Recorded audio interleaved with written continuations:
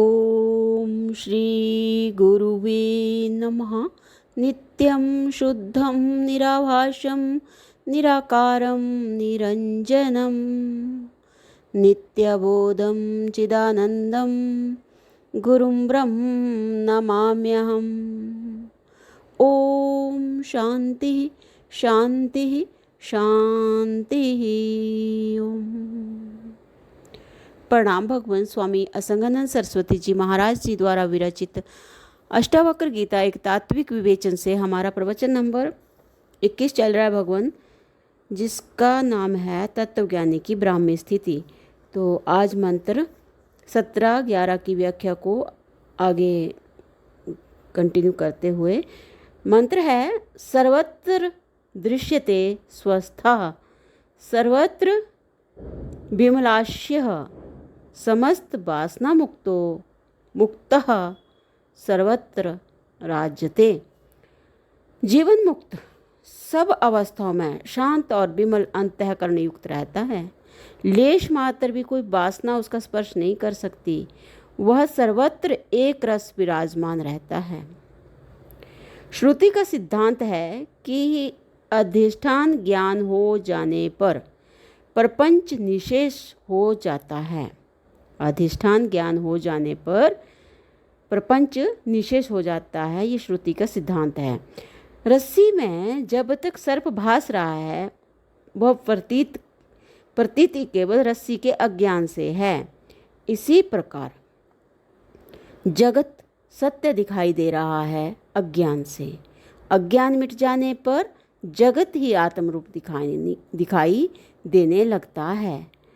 यह सृष्टि आत्म चैतन्य में बिना हुए ही दिखाई पड़ने वाला आत्म विलास है। अष्टावक्र जी कह रहे हैं, हे जनक, तुम अपने को संपूर्ण विश्व का अधिष्ठान साक्षी जानो। जागृत में जो तुम स्वयं को देह और देह के धर्मों का स्वामी मान रहे हो, तुम वह नहीं हो। तुम वह हो जिसको पूरी जागृत अवस्था दिखाई दे रही है। जो दिखाई दे रहा है उसे दिखाई पड़ने दो। जो आता जाता है उसे आने जाने दो। सुख दुख सब आगंतुक हैं। आनंद तुम्हारा स्वरूप है। तुम तो विशुद्ध कूटस्थ एकरस अद्वय ब्रह्म हो। ज्ञानी की संसार में द्वैत बुद्धि शांत हो जाती है। जब दूसरा ही नहीं तो ना शोक ना हर्ष ना बना ना बिगड़ा। उसका अंतःकरण विमल विशुद्ध है। अतः राग द्वेष की वृत्तियां शांत हैं। वह सदैव सब रूपों में अपनी आत्मा में स्वस्थ है। उसका हृदय कामना वासना चंचलता एवं राग द्वेष आदि से मुक्त सहज समभाव में स्थित है। ऐसा तत्वज्ञानी महापुरुष संसार में आदर्श रूप से देखा जाता है। बहुत ही सुंदर। तो आगे स्वामी जी बता रहे हैं कि जीवन मुक्त की उत्कृष्ट दशा का वर्णन करते हुए अष्टावक्र जी कहते हैं कि जीवन मुक्त महात्मा सभी अवस्थाओं में शांत रूप से विराजमान रहता है। किसी घटना का चिंतन नहीं करता। जो हो रहा है वह देख रहा है। कोई वासना नहीं, कोई आग्रह नहीं। समस्त इंद्रियों की क्रियाओं को सहज स्वाभाविक रूप से करता हुआ इष्ट अनिष्ट दोनों भावों से मुक्त है। वह उदासीन है। उदासीन का अर्थ है द्वंद्व भाव से ऊपर उठा हुआ। उदासीन का अर्थ है द्वंद्व भाव से ऊपर उठा हुआ। उसका चित्त द्वैत से मुक्त है। निरंतर अपने स्वरूप के प्रति सावधान है। अतः विपरीत अवस्थाओं में विचलित नहीं होता। व्यवहार में वासना का प्रवेश सूक्ष्म रूप से हो जाता है।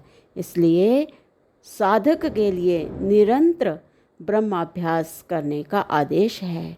यहाँ प्रश्न है कि कृपया ब्रह्म अभ्यास का स्वरूप स्पष्ट करें।